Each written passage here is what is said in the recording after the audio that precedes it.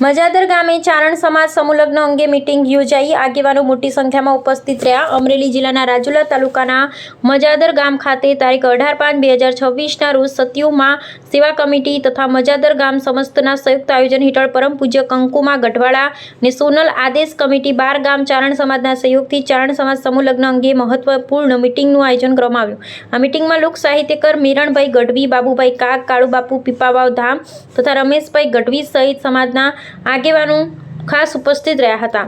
સાથે જ મજાદર ગામના આગેવાનો અને 12 ગામ ચારણ સમાજના મોટી સંખ્યામાં સભ્યોએ હાજરી આપી સમૂહ લગ્નના આયોજનને સફળ બનાવવા માટે ચર્ચા વિચારણા કરી હતી। સમાજમાં એકતા, સહકાર અને સામાજિક સંસ્કારોને મજબૂત બનાવવા માટે સમૂહ લગ્નનું આયોજન ખૂબ જ મહત્વપૂર્ણ હોવાનું આગેવાનોએ જણાવ્યું હતું।